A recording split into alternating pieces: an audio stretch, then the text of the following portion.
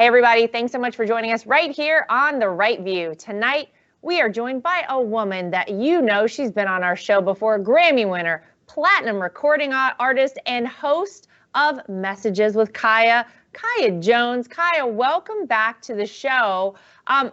We love talking to you. We love hearing from you.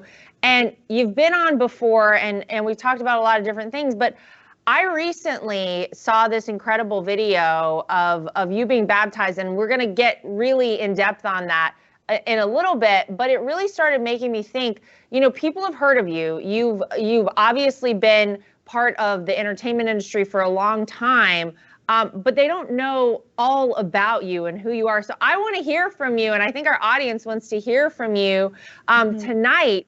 We know who you are, and we know that you have been very happy to be a voice for conservative causes, but you obviously started in music. So tell me about that. How did things happen? Where did you grow up? How did you get into the music industry, and kind of where did you start? Yeah, well, I grew up in Nevada. I was born in Canada. My dad is American. My mother's Jamaican, Canadian. So I'm kind of all over when it comes to being like, you know, globally aware of what's going on. Always been proud to be an American. And it was actually Whitney Houston when I was 6 years old. She was singing. 1991 was the Super Bowl. Dallas Cowboys. They were in the game. That's all I could remember.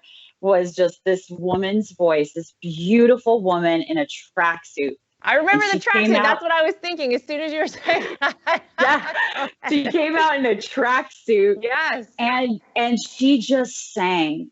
And it was from her heart. There was no auto-tune. It was incredible. And, you know, you have the jets that flew over, and you wanted to be an American. If you weren't, and if you were, you're like, yeah, you know, it was a moment in our history. I have goosebumps like hearing you talk about it, because I remember that too. It was a moment. And I remember being, you know, a little girl in Nevada with a big bucket of popcorn in front of the TV because we were going to watch the Super Bowl. And I literally remember in that moment saying to God, I want to do that. Wow. Like whatever, because I just thought it was the most impressive thing that this girl in a tracksuit could just come out and hold a microphone and get everyone's attention, but more importantly, touch their heart. And I just wanted to do that. That to me was like, that's powerful. So every night I would go to the foot of my bed and say, Jesus, one day will you give me a voice like Nina Simone and Whitney Houston? And every year it would change. I just wanted to sing for him. And no one in my family can sing. They're either medical or legal. And my mom is the only one that's artistic at all. Wow. And she's actually a graphic designer and an artist. So when I said I want to sing, she was like, that's amazing. What are you feeling? What are you thinking? You know, she inspired and pulled that out of me. But it for sure was not something that was prevalent in my home. And because of my father being incarcerated, I then went into the music industry. I actually wanted to go into the medical industry because that's just what our family did. And with my father being incarcerated at 11 years old, we didn't have the money for that anymore. So that then became, and people judged.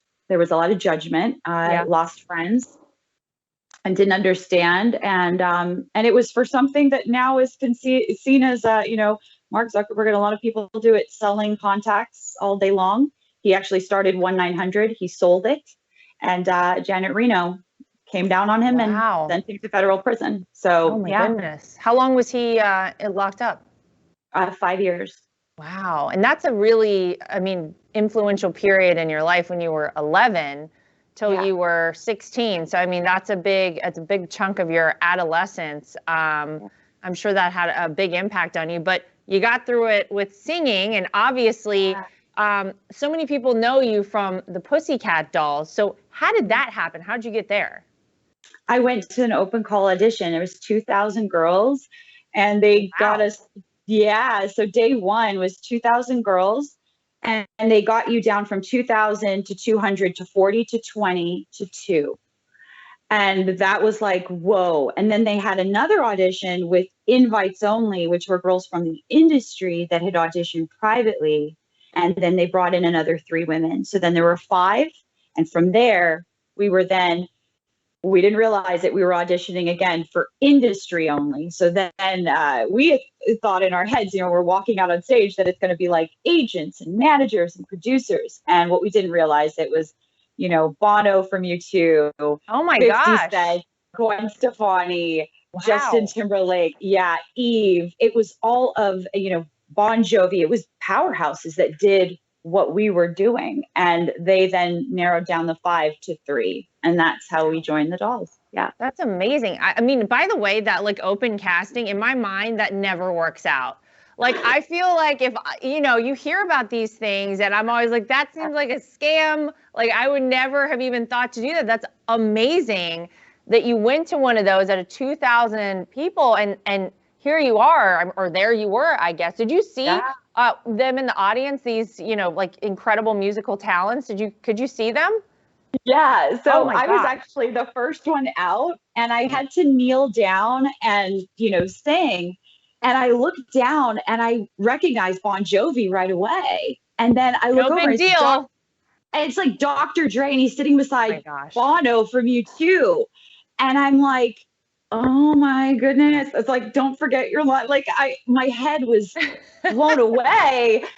And I remember when we all went backstage after the show, Nicole actually looked at me and she goes, why didn't you say anything? And I was like, what was I going to do? Run back and go, by the way, it's every mega person you grew up listening to. Just so you know, to get really nervous before you go out there. Wow, that's crazy. And then how long were you guys sort of a group together? How was that, So I joined, actually, it was toward the end of 2002, going into 2003 was their audition process. So I joined then, and then I left in 2005 as the album was launching.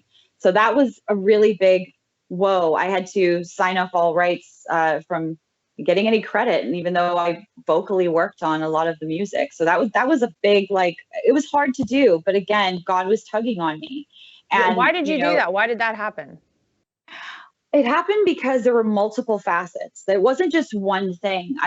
Tried to explain to people as easy as I can. If you're giving something for yourself for fame, you are selling something, and you're not being authentic with who you are as an artist. And I love authenticity. I love the truthfulness of being an artist, and what that pulls out of you is the truth. And you hit a nerve within people, and this was a machine. And not to break the machines. I like machines. I love Britney Spears and, Backstreet Boys and artists that are from those machines, but it was a template. But this template was different. The template was not a group element. It was more, you knew our songs and you really didn't know the girls. And I kind of looked at it like, wait, we're going to be part of the Spice Girls. You'll know each one of us. But that was not the case. And singers were separated from dancers. And the person that ran the group also was very abusive. And there was control that was going on as well. And that's totally separate from the record label side of what you're now paid, and whether or not you have any, if anything goes wrong, you're not insured, you're just a cast member. So there were many levels of, this is not going to be fun.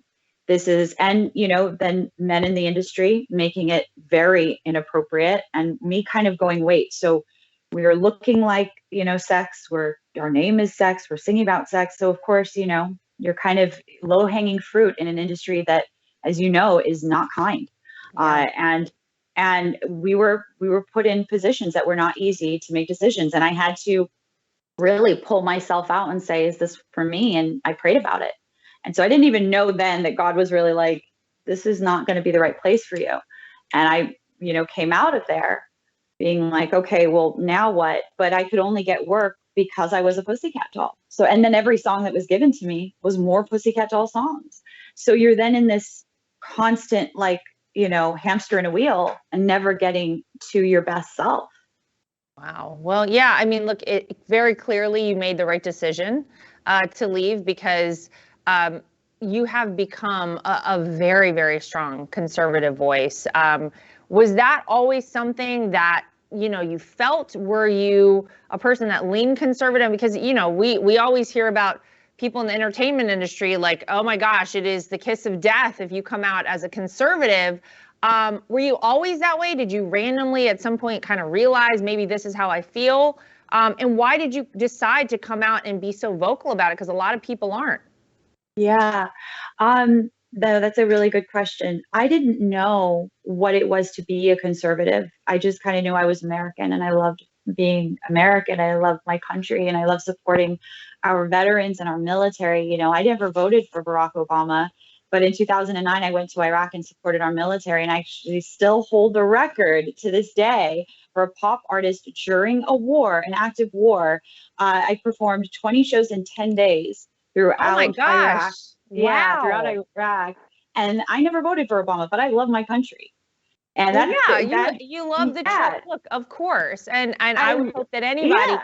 could see past the president is to go over and Amen. support our troops. That's amazing. I Yeah. mean, what a cool thing to be able to do. I'm sure they were happy to see you. They were happy to see me, but I knew then they were super kind, super respectful, and they Oh, got to good. show me what they did, right? Because they can't show their families what they do. So I went to their office and they could be like, hey, this is what I do. It was awesome. The one thing that was very astounding when I came home was that, you know, nobody asked about it, never got interviewed for it. And then the only one that ever did an interview was ET Canada. Entertainment Tonight Canada. And I thought, how interesting. And I could tell from then there was this change happening in our country. So when your father came out and spoke to the American people of what we'd already been seeing and feeling on a very low, kind of misty level creeping through our nation, he said it loud and he said it proud, and he made every American that felt very lost or abandoned feel heard. And he did it on a mass scale. And that for me was powerful, it was impactful, and it was strength. And that's ultimately why I voted for him, why I've supported your family to, you know, to the nth degree. And I always will. And I pray for you guys continuously. Oh, thank because you. it's not easy to do what you guys have done. And it's certainly not easy to constantly be attacked by the media and morphed into something that you're not, when you're just doing the right thing. The right thing. Yeah, we're all always trying, that's for sure. So was Donald Trump then the first candidate you ever really kind of vocally supported? Was Donald Trump the first president you voted for? Yeah, first time I ever voted. Wow. Yeah. Wow, that's amazing. That's so cool. Yeah. And you were so, I have to say thank you to you, because again, it's not easy to come out and be a vocal supporter of Donald Trump. I mean, you laid out what they do to us. They demonize all of us and our family, and you know, mostly Trump supporters as well. Anybody that's associated with Donald Trump, we know all the labels that are put on all of us. But I do want to say thank you for coming out and being so supportive at a time when it was not an easy thing to do.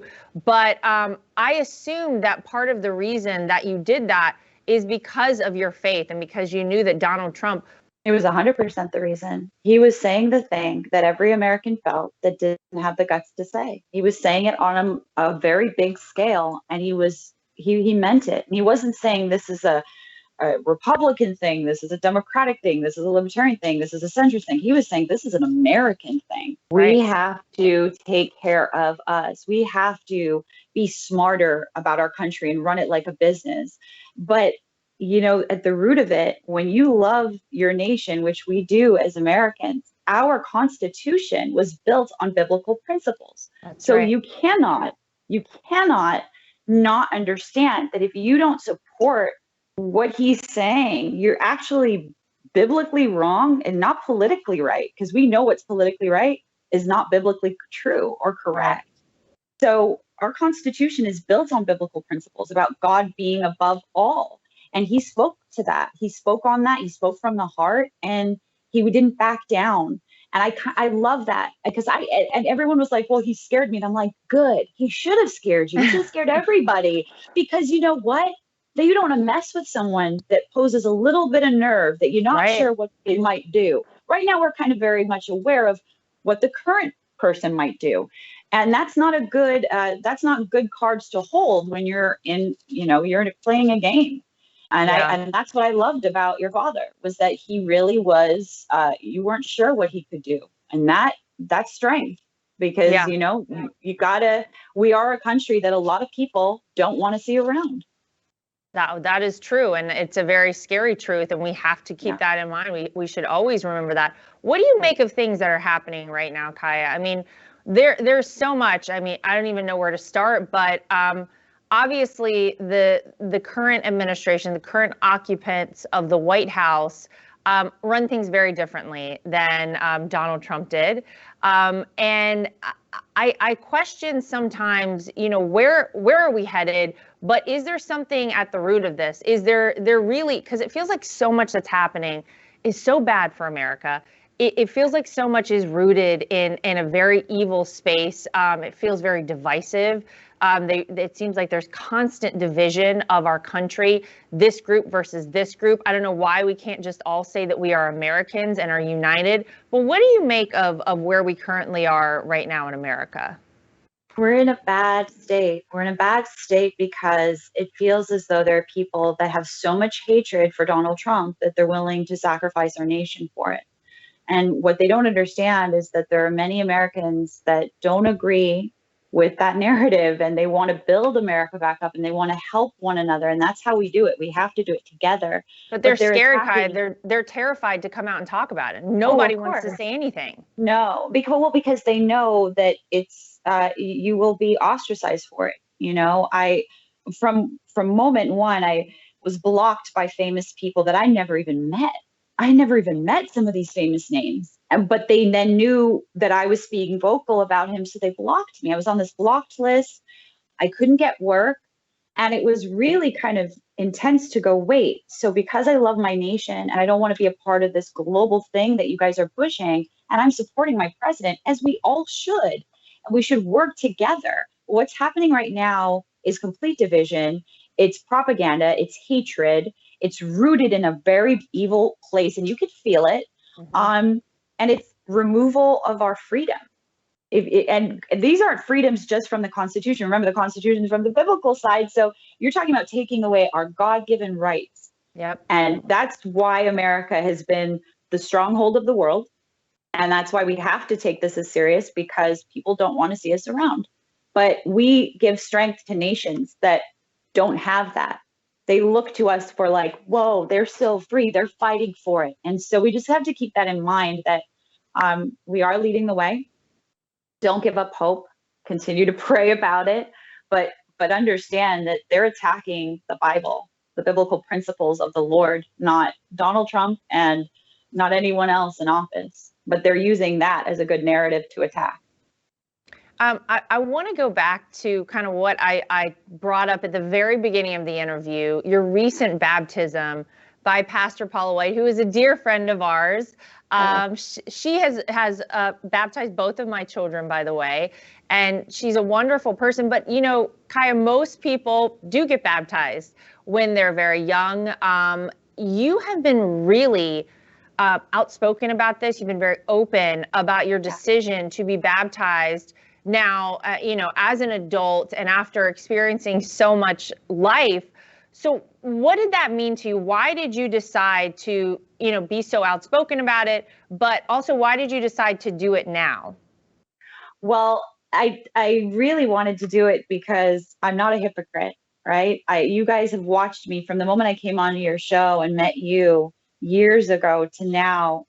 You can see the change. And I want people to see the Holy Spirit moving in my life. And I think because of coming from the music world, of really being misunderstood, getting behind my country, supporting the president, and having a lot of narratives being thrown my way, they really need to understand, like, this isn't about me, this is about him. And what better way to show my purification by water? And I was given that as a child, and then again at the age of 6. But it wasn't my choice. It was my mom, my dad, they made these decisions. So to be 36 years old and living a crazy life, that has gone through peaks and valleys and lived in sin, I really wanted a fresh start. And I had seen Pastor Paula when I was 16, on BET when I was 16 years old, and I was signed to Capitol Records. That's the first time I heard that woman speak. And not realizing that at 18, I would join the Pussycat Dolls, then God would yank me out of that in my early 20s. And then I would, happen to cross paths with her through supporting my country. And then going to her church and getting plugged in and really understanding, like, this is part of my growth and process. And once City of Destiny opened up that they could do baptisms, I was literally like, right here, please me. So I felt so honored to have that disciple of the Lord baptize me. I was so ready for it. I was ready to receive the purification by water. And I wanted everyone to see this journey because this is where my heart is. I can't wait to continue sharing and singing more for the Lord. And I think that if you're serious about God, then, put your money where your mouth is. That's what your family's been about. That's why we get along. I support you guys. Show what you're about, whatever it is. And I really want to show, like, hey, you can look back to a different person, and that's the Holy Spirit. And it's capable and available to anyone, anytime. And in a time where it's a lot of darkness, we have to be the light now. And if all of us start showing that light, which is God, the change will happen.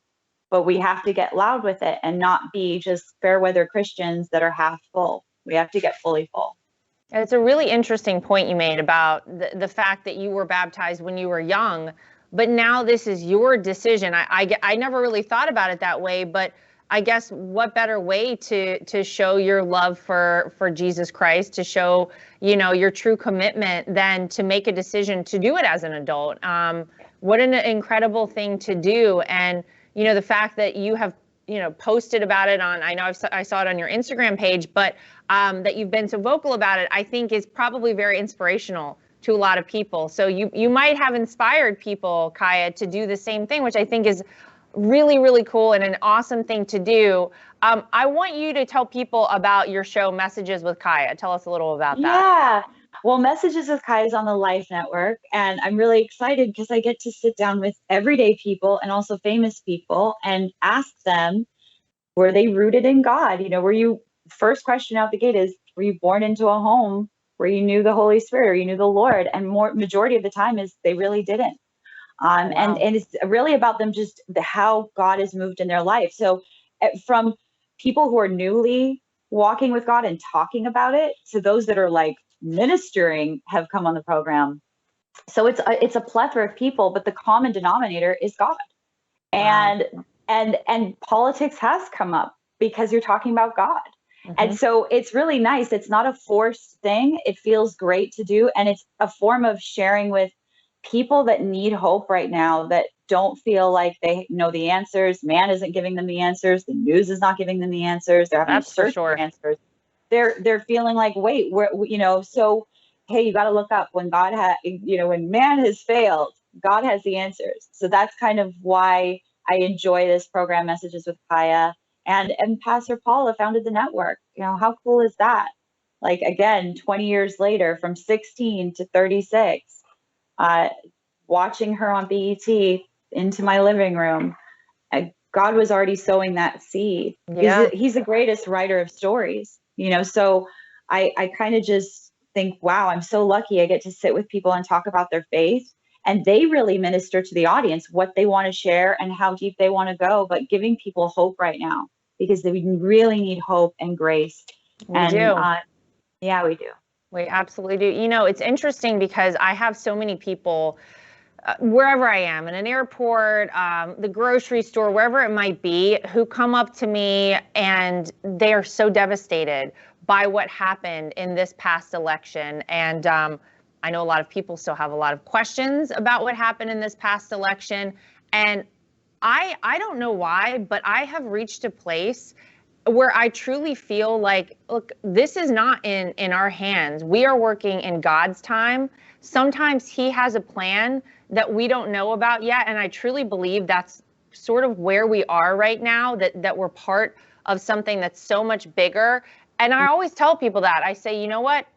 He's in charge, not us. And I know we think we are a lot of the time, but it's something that has really just kind of been my peace through all of this, is just knowing, look, God is in charge of this. This is a plan that he has ultimately, and he will see us through this. And when I tell people that, I feel like maybe some of them think I'm crazy, but I think a lot of people really are like, okay, well, that makes sense. And that's right. And I think a lot of people find that if I'm calm about it and I'm at peace about it, and I know ultimately I believe the right thing will happen, maybe it's in 2024, I don't know, but I think the right thing ultimately will work out for us as a country and with the right people in charge. But it's interesting because I always harken back to that. And it's the way I truly feel. God is in charge, and we are just here, living our lives and trying to do what's right and trying to, do right by him every single day. So I believe that's truly where we are as a country. He's in charge. He's watching everything going on. But I hope people at home kind of take that in and have a little peace with what has happened, because I know it's been hard. It's been hard for all of us to deal with. So I do want to ask you, what do you have coming up? Anything? I know you've got the show we just talked about. Anything you can tease for us coming up? Yes, we are working on a book. Nice. But it's actually about the Lord. It's actually rooted in God and his hand on me. So we're working on that, and new music, because now I'm leading in worship for the praise team with Jonathan Cain from Journey, Pastor Paula's husband. Yeah. So every Sunday we get to sing in the sanctuary and just praise the Lord. And that's the best part, is if we get into prayer, we get into song, curses are broken, chains are removed. It's amazing. And it's the quickest way to connect with the Holy Spirit. So I just feel honored that I'm a speck in this massive, revival that he has started. And you're right, Lara, you're 100% correct. When you're telling people that, you're giving them a lot of hope, because they need to put their hope in God and get into prayer.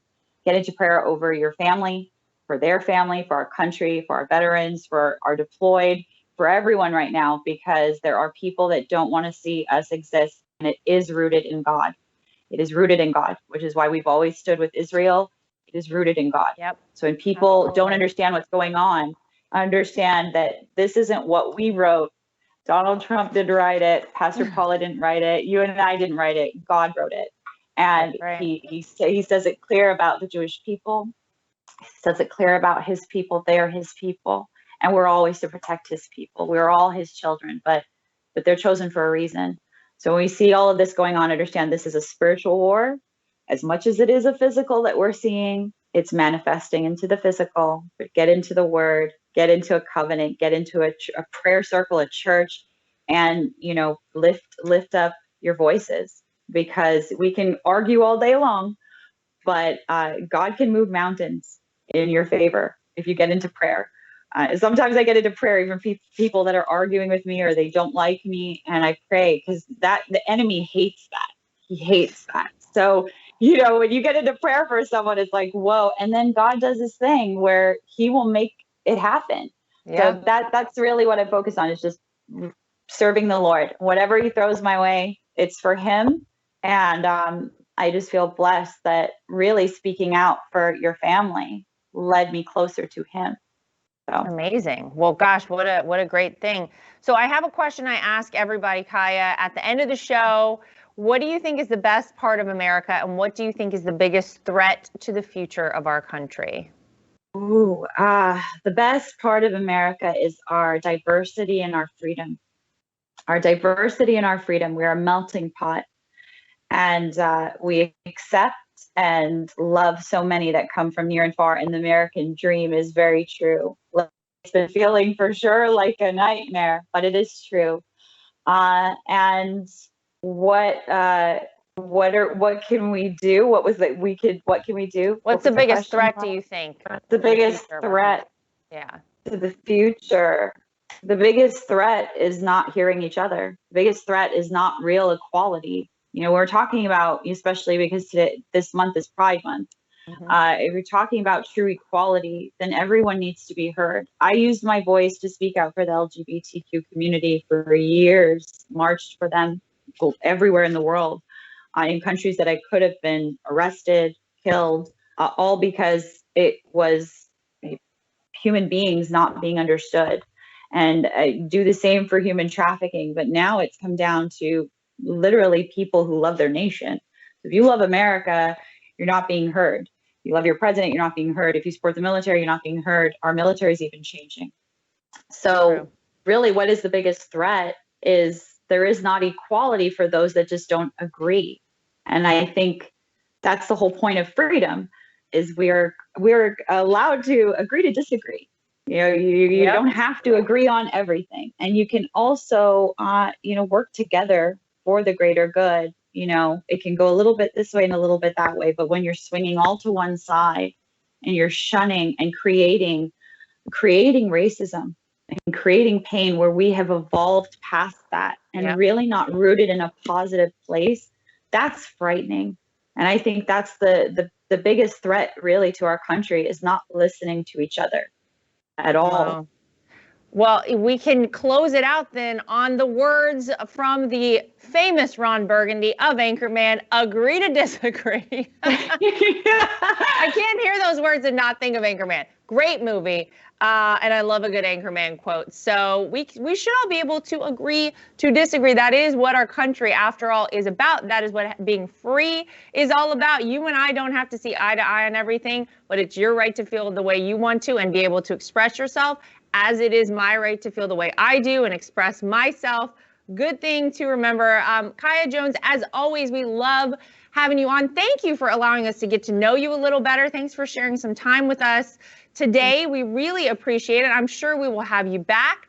Everybody, make sure you check out what Kaya's got going on. Follow her on Instagram, and make sure you keep up with the latest stuff from her. So Kaya, thanks for joining us today. And to everybody at home, as always, thank you for joining us. We'll see you back here next time for more of The Right View.